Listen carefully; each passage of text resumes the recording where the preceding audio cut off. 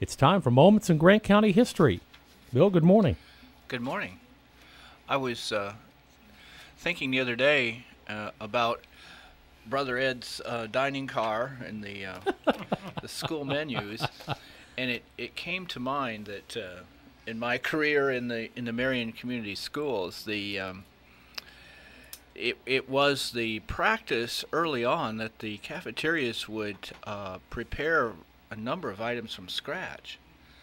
The ladies would start out real early in the morning making, I seem to fondly recall the yeast rolls, because how hard it was to keep the kids and the teacher on task, especially if you taught at Washington School, which was a smaller building, and that the yeast roll smell would start coming through the ventilators, and by the time lunch came around, you were really hungry, ravenous. But the specialty that I recall the most was the carrot cake that was fixed at Marion High School, which, as I recall last year, still occasionally found its way on the menu. It's a carrot cake where each slice weighs about 5 pounds, you know, and certainly puts about 5 pounds on you. I mean, with the cream cheese frosting, the whole 9 yards. So, I sort of salute the cafeteria ladies, and it's a different world now, of course, but still, I think they managed to put out a quality product, and the kids have a lot of choice, and I think on the kids' side of it, if it wasn't for tater tots, they wouldn't eat anything at all. French fries. But then I was sort of a potato hound when I was a kid too. Sure. I mean, that's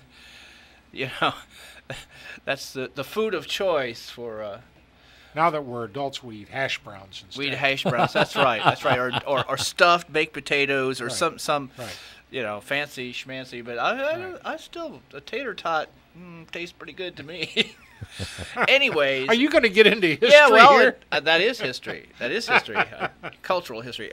The rest of the story, we had a break, and but prior to the break, I had started the tale of the Handsome Stranger, which was written by Paul Hilsheimer, who for a number of years was the owner and publisher of the News Herald.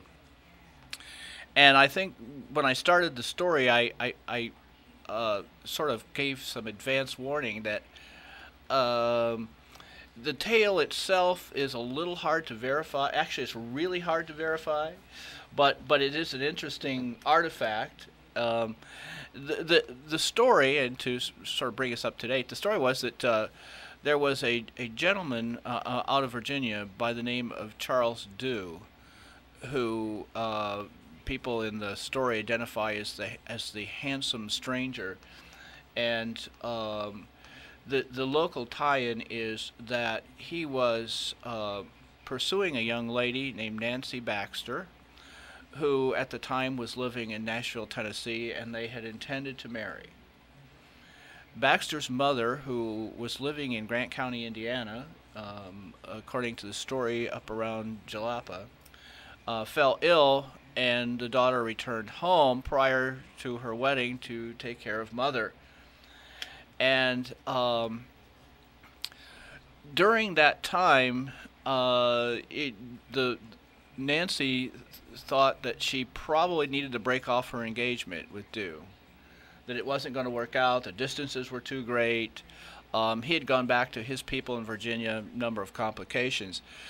And somehow Dew had found out about this and decided to come out to Indiana to press his case.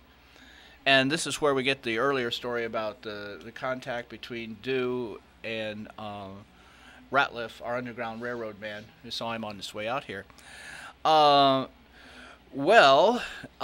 Dew comes into the area, and it just so happens that Nancy lived not far from the territory of the McClure family, along the river.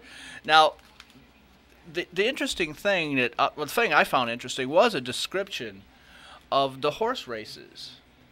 Now, in pioneer times, we certainly didn't have the entertainments that we had today, but a very popular item throughout the Midwest, and it was you had horses, you raced horses, and there's a description of when the horse races were held. They must have been quite to see. It says the Indians came from the reserves, from the Miami reserves. They had food. They had, of course, there was a lot of liquor served up, a lot of whiskey, and there was a lot of money laid down on these races.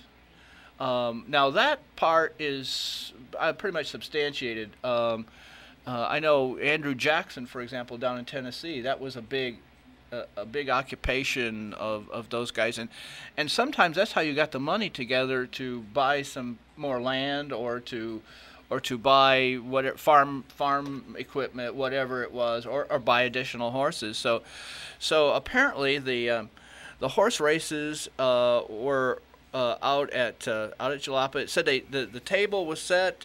They set large planks out, and you could dine on roast turkey, venison, calf, or pig, and enjoy the day of horse racing. Well, the McClures, according to this, were sort of the organizers of the horse races. That they put this together, and it was a way of making money as well.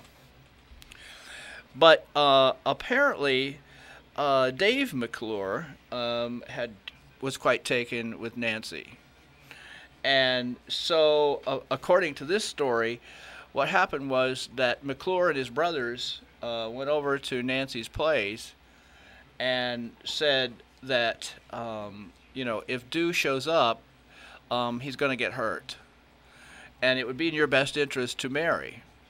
And so she agreed to marry McClure in order to protect Dew. And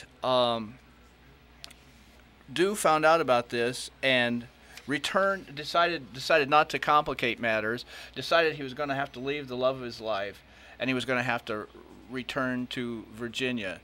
And the tale concludes with the McClures, Dave and Samuel, going off to Arkansas, where they met their end out there.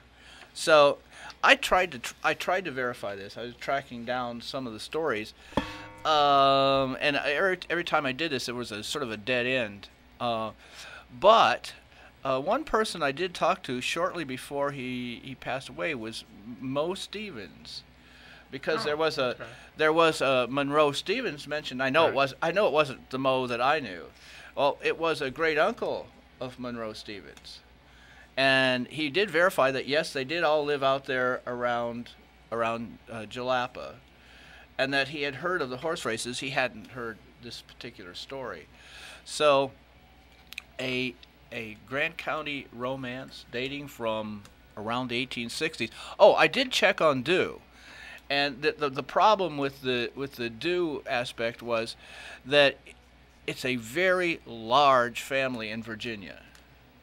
It's like if you're doing research on the Boones. Okay. I think about 20% of all the people in the Midwest are related to the Boone family. So an unverified tale, but one of passing interest, and Paul Hilsheimer. So that's the rest of the story. Thank you, sir. Bill Munn joins us every Monday for Moments in Grant County History, and of course you can access Bill's Moments on a website location. Bill, what is that again? It's at grantcountyhistory.blogspot.com. Okay. I would mention that in a couple of weeks, Wiki Marion's going to have some new material up, and I urge listeners to stay tuned to that and take a look at that's material that was developed by students at Marion High School, and I think a lot of local interest there. Also, of interest is the Indianapolis Recorder is now online.